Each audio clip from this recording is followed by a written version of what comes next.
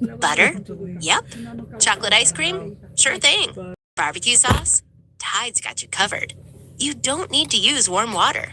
Additionally, Tide Pods let you confidently fight tough stains with new ColdZyme technology. Just remember, if it's gotta be clean, it's gotta be Tide. Hello, Malcolm Gladwell here.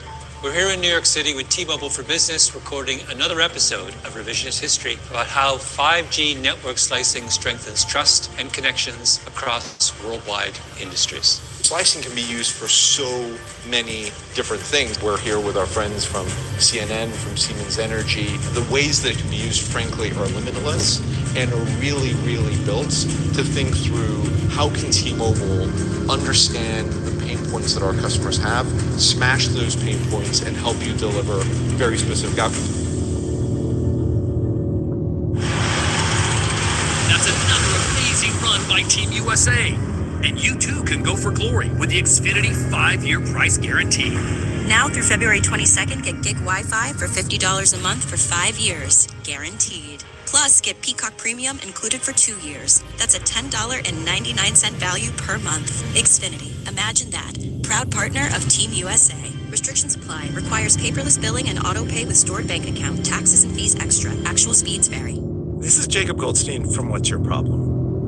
When you buy business software from lots of vendors, the costs add up and it gets complicated and confusing. Odoo solves this. It's a single company that sells a suite of enterprise apps that handles everything from accounting to inventory to sales. Odoo is all connected on a single platform in a simple and affordable way. You can save money without missing out on the features you need. Check out Odoo at odoo.com. That's odoo.com. You're listening to the iHeartRadio and Coast to Coast AM Paranormal Podcast Network, where we offer you podcasts of the paranormal, supernatural, and the unexplained. Get ready now for Beyond Contact with Captain Ron.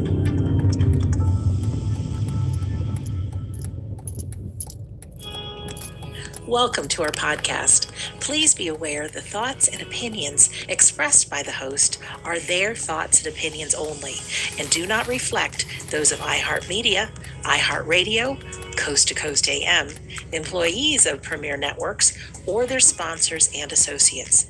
We would like to encourage you to do your own research and discover the subject matter for yourself.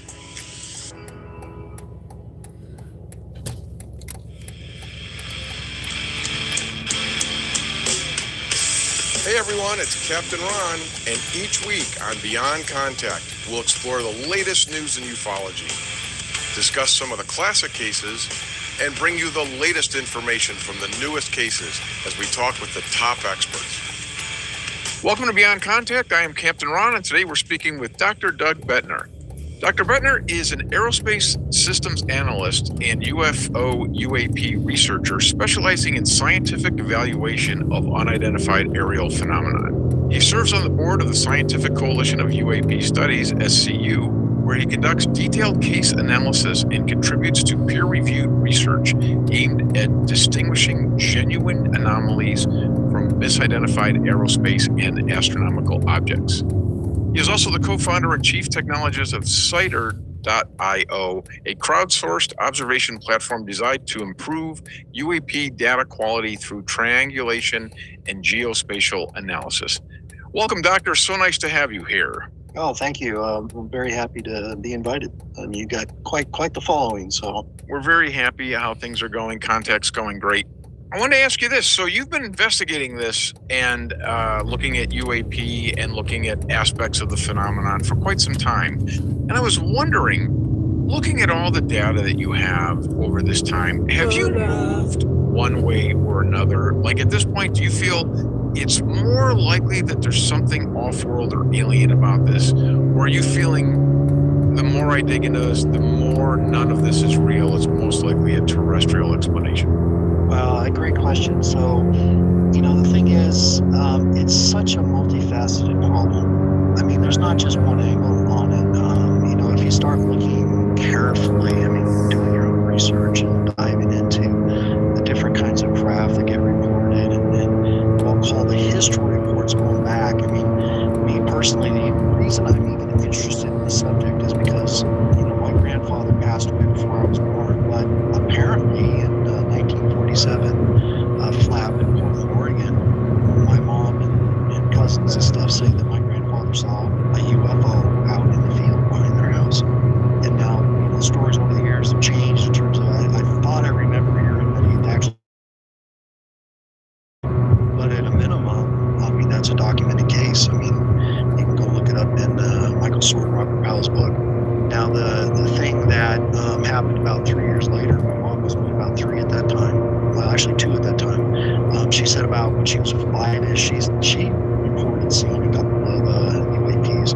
So, growing up with these early stories, the family lore, if you will, got me interested in the subject. I mean, reading about it when I was a kid, but then I started getting into science and physics and what have you, and doing stuff for NASA. I mean, I was doing more. We could actually do ourselves, right?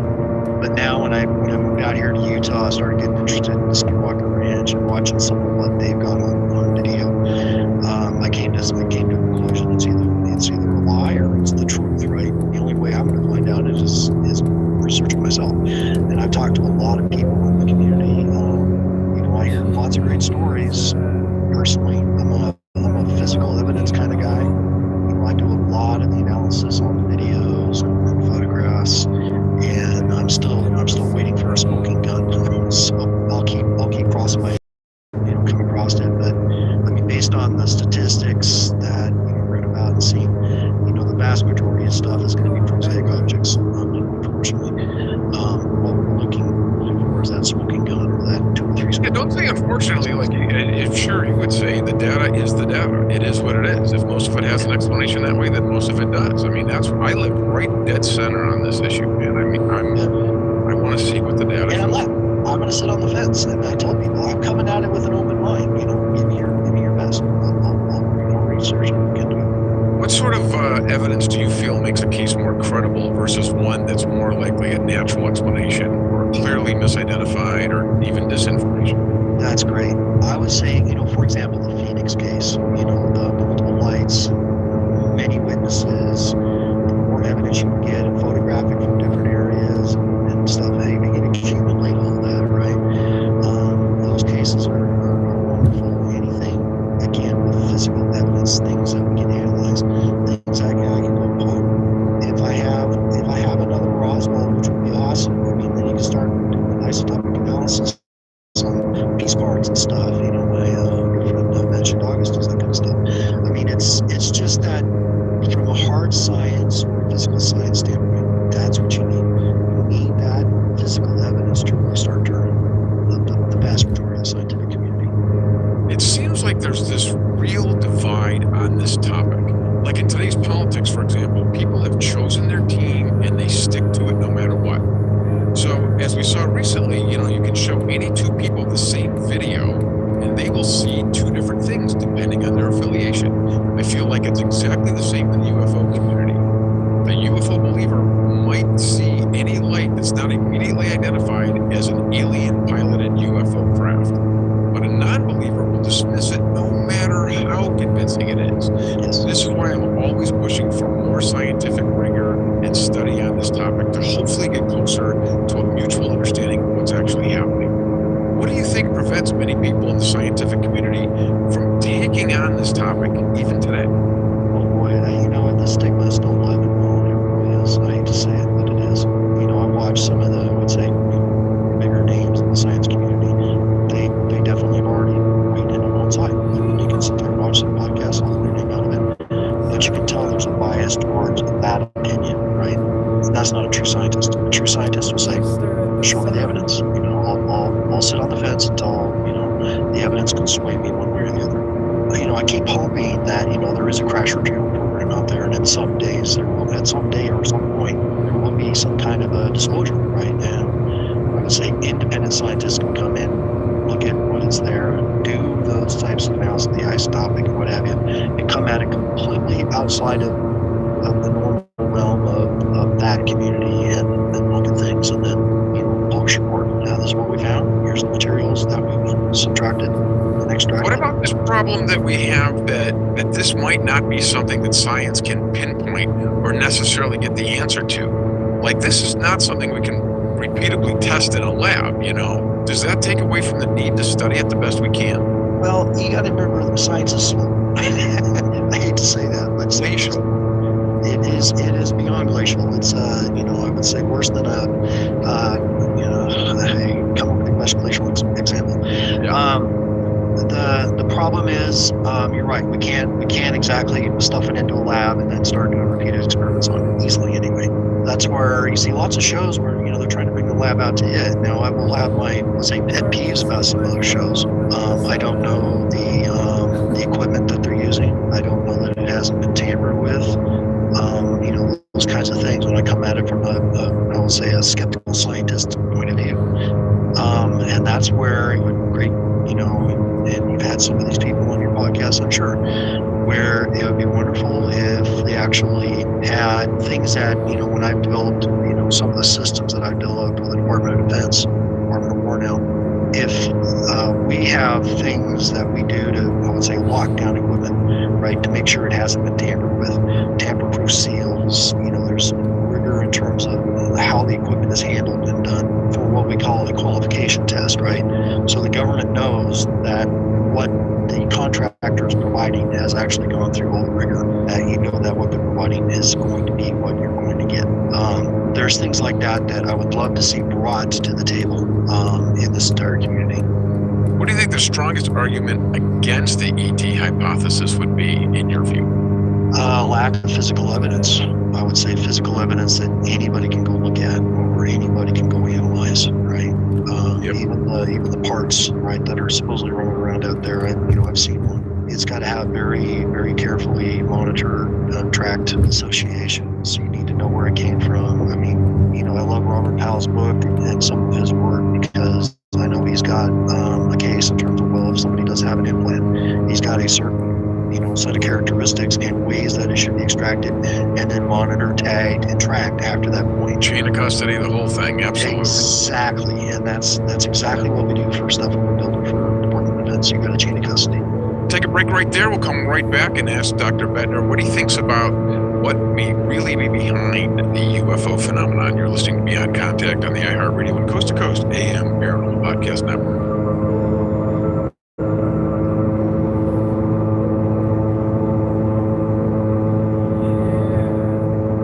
Hello, Malcolm Gladwell here. We're here in New York City with T-Mobile for Business, recording another episode of Revisionist History about how 5G network slicing strengthens trust and connections across worldwide industries. Slicing can be used for so many different things. We're here with our friends from CNN, from Siemens Energy. The ways that it can be used, frankly, are limitless and are really, really built to think through how can T-Mobile understand that our customers have, smash those pain points, and help you deliver very specific outcomes. Support for the show comes from Public, the investing platform for those who take it seriously. On Public, you can build a multi-asset portfolio of stocks, bonds, options, crypto, and now generated assets, which allow you to turn any idea into an investable index with AI. It all starts with your prompt, from renewable energy companies with high free cash flow to semiconductor suppliers growing revenue over 20% year over year. You can literally type any prompt and put the AI to work. It screens thousands of stocks, builds a one-of-a-kind index, and lets you backtest it against the S&P 500. Then you can invest in a few clicks. Generated assets are like ETFs with infinite possibilities, completely customizable and based on your thesis, not someone else's. Go to public.com/podcast. Uncapped 1% bonus when you transfer your portfolio. That's public.com/podcast. Paid for by Public Investing. Brokerage services by Open to the Public Investing Inc. Member FINRA and SIPC. Advisory services by Public Advisors LLC. SEC registered advisor. Generated assets is an interactive analysis tool. Output is for informational purposes only and is not an investment recommendation or advice. Complete disclosures available at public.com/disclosures. Pro drivers live for race day, but for small business owners, every day is race day. That's why going pro with Lenovo Pro matters. One-on-one advice, IT solutions, and customized hardware powered by Intel Core Ultra processors keep your business on the right track. Business goes pro with Lenovo Pro. Sign up for free at lenovo.com/pro.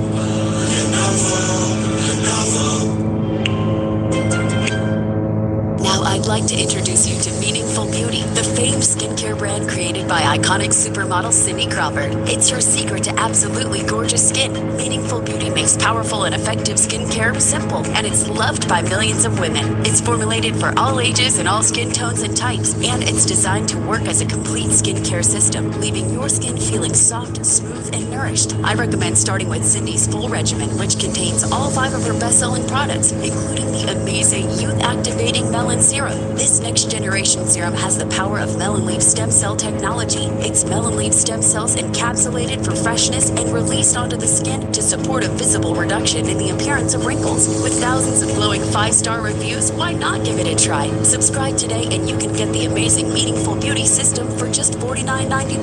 That includes our introductory 5-piece system, free gifts, free shipping, and a 60-day money-back guarantee. All of that available at meaningfulbeauty.com.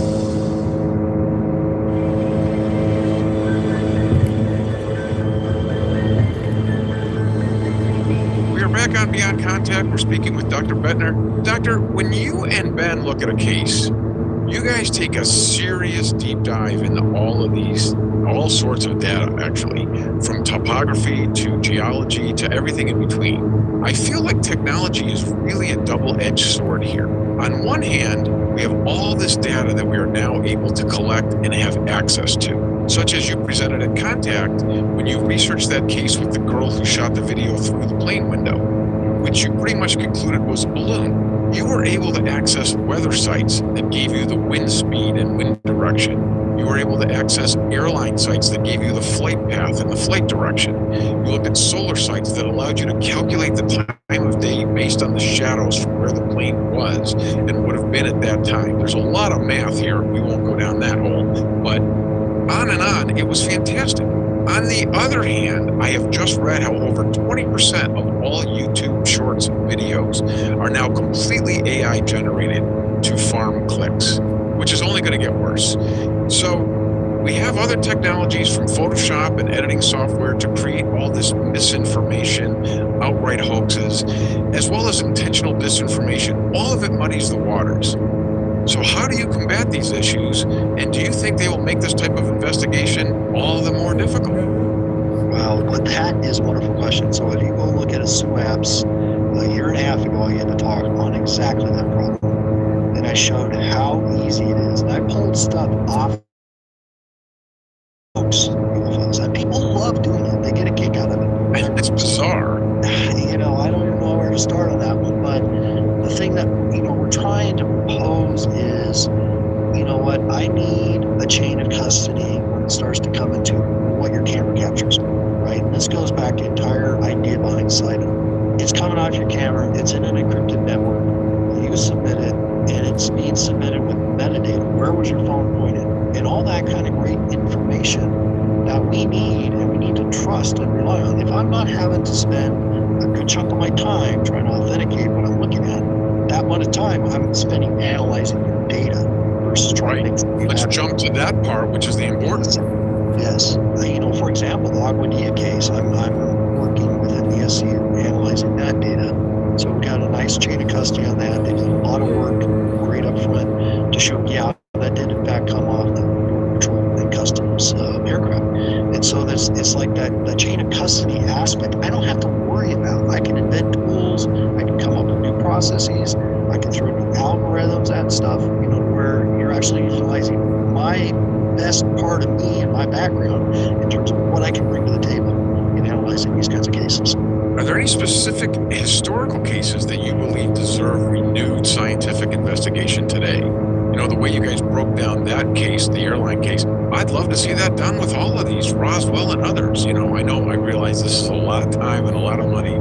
So, and you guys generously do this for free. So, it's coming out of our retirement funds, I'll tell you. Yeah, there you go. The one that I keep going back to is that Phoenix case. It's like, where's the radar data? Where's the, I know the government has the radar data. I know they've got it stored away somewhere. Where is all the videos? People had to have taken videos. They had to have taken it from different directions. There are cams out there that probably got squirreled away, doorbell cameras and what have you, right? Come on, we can go through and probably do a better job on that. Whether any that's one case that keeps coming to mind. Man, I think if that happened today, 2026, wow, we would have 1,000 different videos from every possible angle, and you could really pin down what happened, right?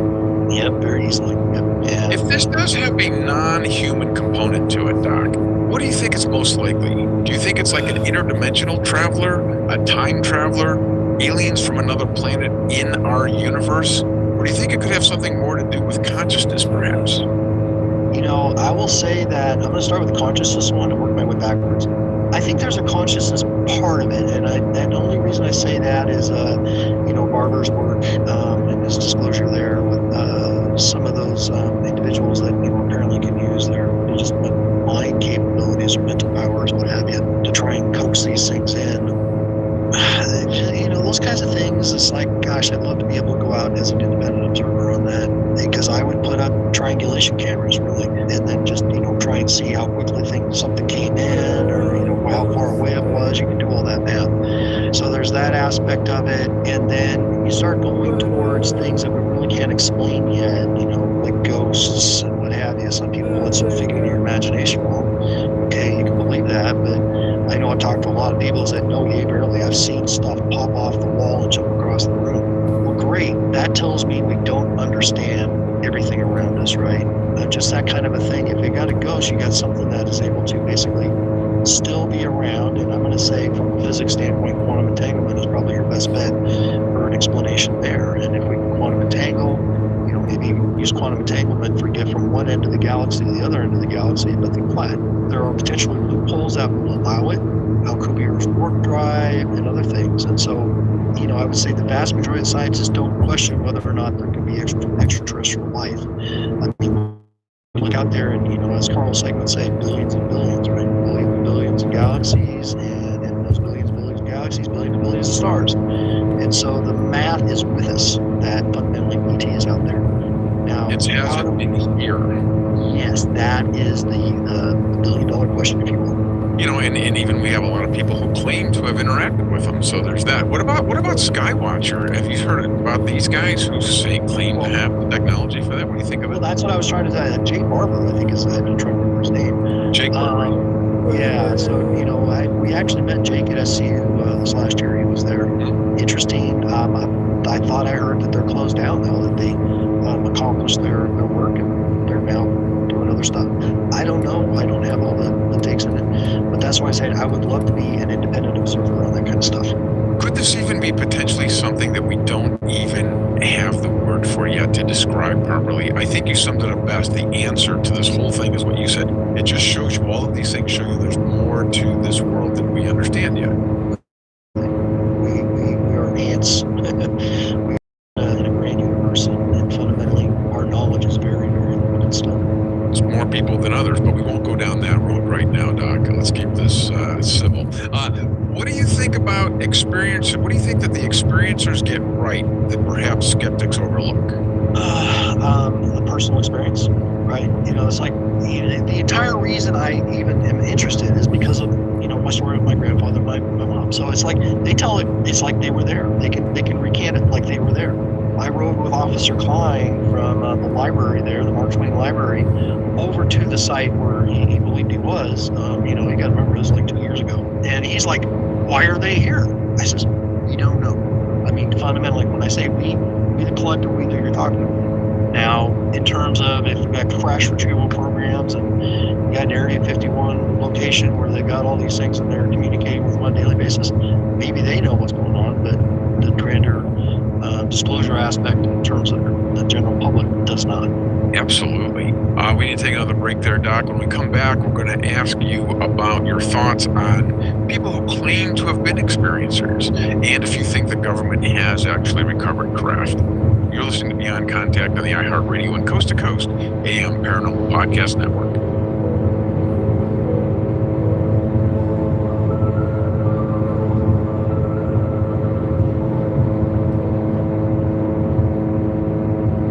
Hello, Malcolm Gladwell here.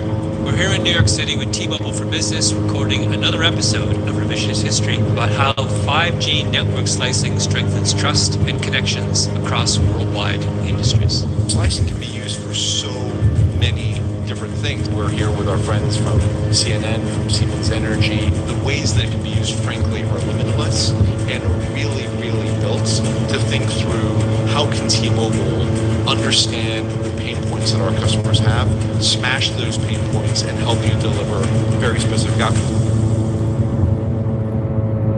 Support for the show comes from Public, the investing platform for those who take it seriously. On Public, you can build a multi-asset portfolio of stocks, bonds, options, crypto, and now generated assets, which allow you to turn any idea into an investable index with AI. It all starts with your prompt. From renewable energy companies with high free cash flow to semiconductor suppliers growing revenue over 20% year over year, you can literally type any prompt and put the AI to work. It screens thousands of stocks, builds a one-of-a-kind index, and lets you backtest it against the S&P 500. Then you can invest in a few clicks. Generated assets are like ETFs with infinite possibilities, completely customizable and based on your thesis, not someone else's. Go to public.com/podcast and earn an uncapped 1% bonus when you transfer your portfolio. That's public.com/podcast. Paid for by Public Investing. Brokerage services by Open to the Public Investing Inc. Member FINRA and SIPC. Advisory services by Public Advisors LLC, SEC registered advisor. Generated assets is an interactive analysis tool. Output is for informational purposes only and is not an investment recommendation or advice. Complete disclosures available at public.com/disclosures.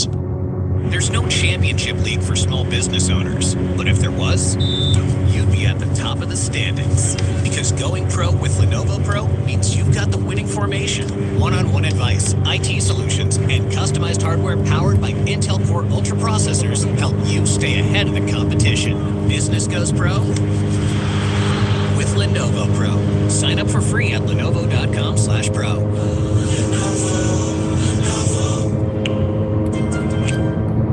I'd like to introduce you to Meaningful Beauty, the famed skincare brand created by iconic supermodel Cindy Crawford. It's your secret to absolutely gorgeous skin. Meaningful Beauty makes powerful and effective skincare simple, and it's loved by millions of women. It's formulated for all ages and all skin tones and types, and it's designed to work as a complete skincare system.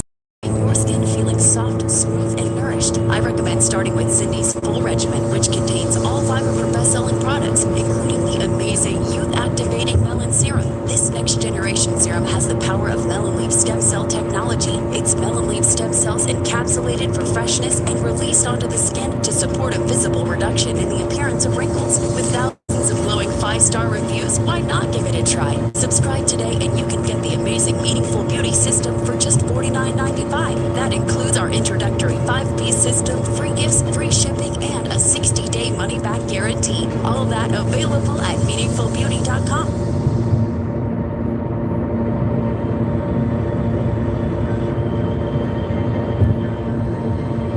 We're back on Beyond Contact. We're speaking with Dr. Doug Bednar.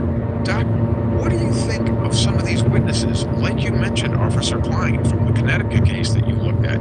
Some of these people seem to be very credible and make a very compelling case that what they're seeing is at the very least something extraordinary.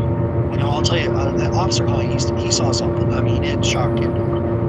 And if I see something off in the distance, that's not going to shock me.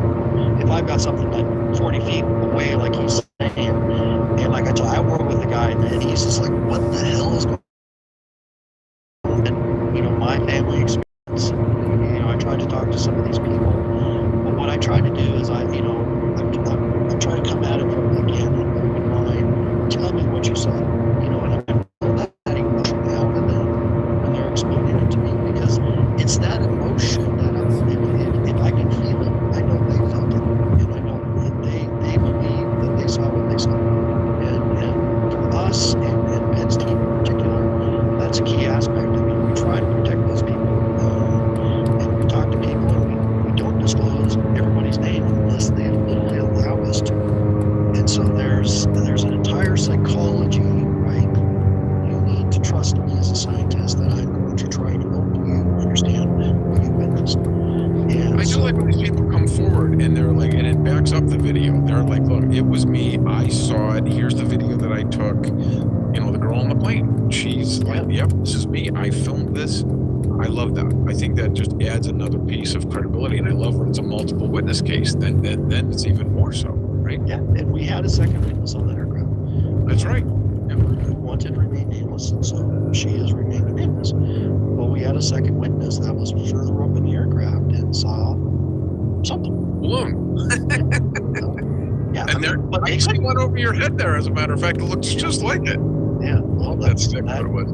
that is it. What about these people who've made claims of having a direct alien encounter? I've talked to several of these, and it's very compelling. They certainly believe it. What do you think? Wow, some of those people, I would really love it if you could start somehow documenting it, right?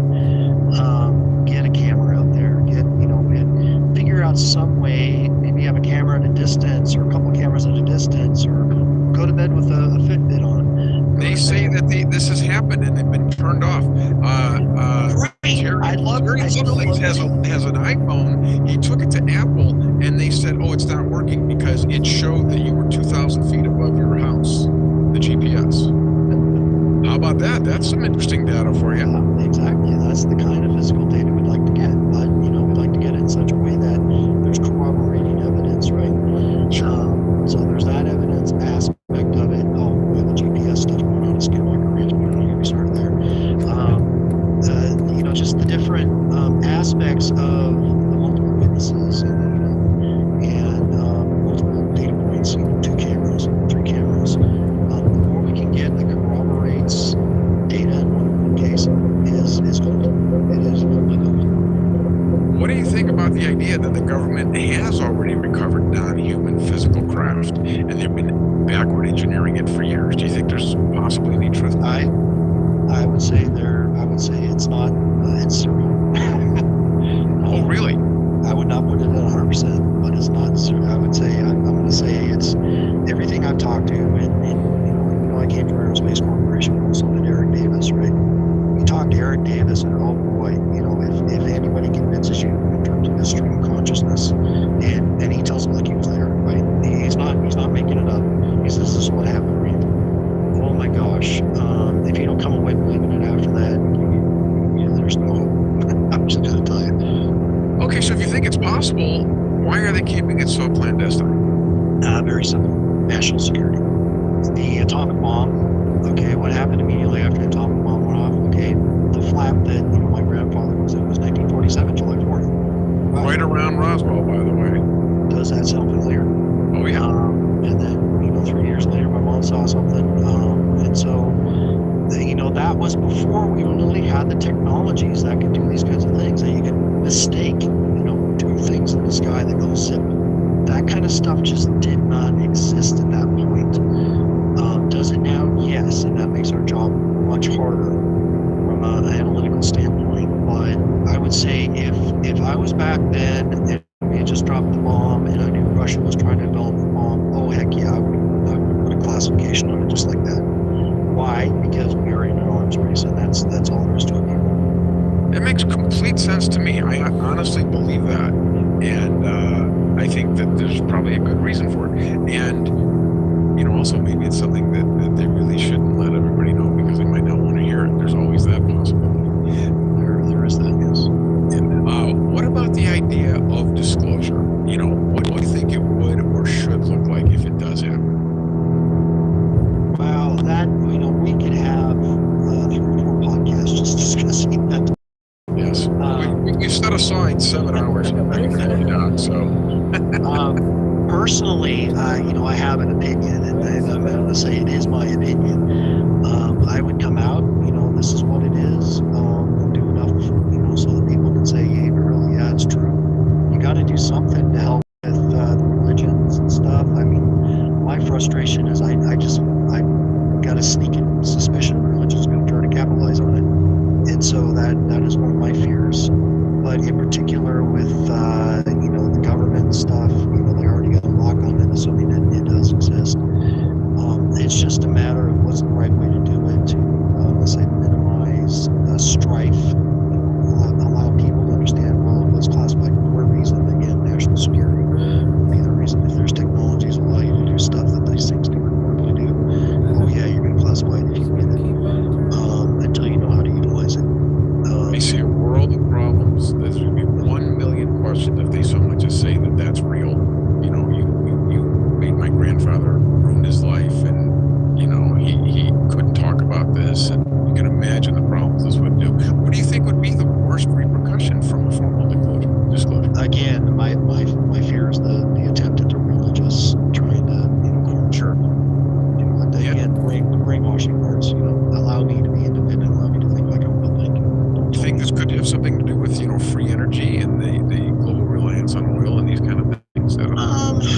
not so convinced on that. I think, power and control is my opinion. Sure, I understand. Is it possible that there are multiple different things happening on human intelligences or different separate phenomena? I don't know why that's not very possible, because there's a lot of things we don't know. And 100 years ago, there was a ton of things we don't know that we know now and take for granted. You can only imagine 1,000 years from now, they're going to look back and go, how did they not understand these simple? Oh, you think you look back at Copernicus, right? Or, pick your favorite scientist in the past, you start thinking about how they got to where they did, but, I think that was Newton that said, I stand on the shoulders of giants. There was enough around him so we could make additional deductions.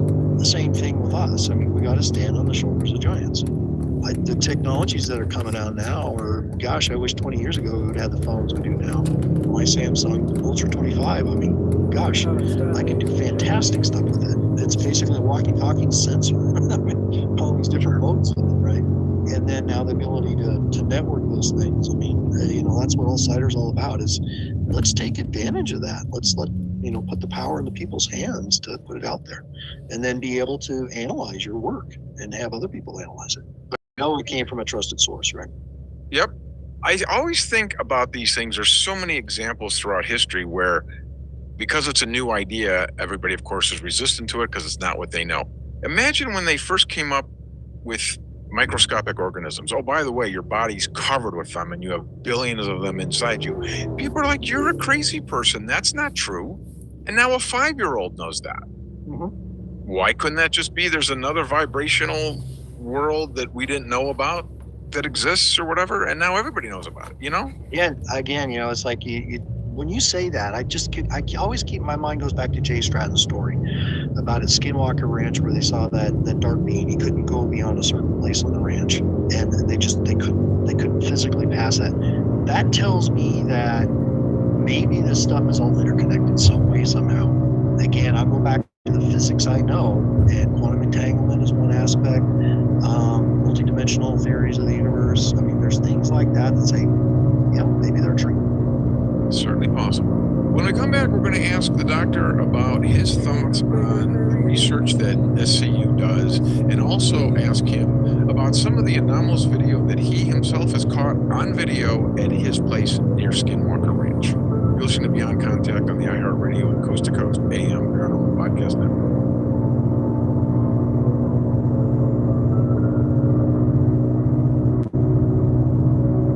Hello, Malcolm Gladwell here. We're here in New York City with of revisionist history about how 5G network slicing strengthens trust and connections across worldwide industries. Slicing can be used for so many different things. We're here with our friends from CNN, from Siemens Energy. The ways that it can be used, frankly, are limitless and are really, really built to think through how can T-Mobile understand the pain points that our customers have, smash those pain points, and help you deliver very specific outcomes. Support for the show comes from Public, the investing platform for those who take it seriously. On Public, you can build a multi-asset portfolio of stocks, bonds, options, crypto, and now generated assets, which allow you to turn any idea into an investable index with AI. It all starts with your prompt. From renewable energy companies with high free cash flow to semiconductor suppliers growing revenue over 20% year over year, you can literally type any prompt and put the AI to work. It screens thousands of stocks, builds a one-of-a-kind index, and lets you backtest it against the S&P 500. Then you can invest in a few clicks. Generated assets are like ETFs with infinite possibilities, completely customizable and based on your thesis, not someone else's. Go to public.com/podcast and earn an uncapped 1% bonus when you transfer your portfolio. That's public.com/podcast. Paid for by Public Investing. Brokerage services by Open to the Public Investing Inc. Member FINRA and SIPC. Advisory services by Public Advisors LLC. SEC registered advisor. Generated assets is an interactive analysis tool. Output is for informational purposes only and is not an investment recommendation or advice. Complete disclosures available at public.com/disclosures. Pro drivers live for race day, but for small business owners, every day is race day.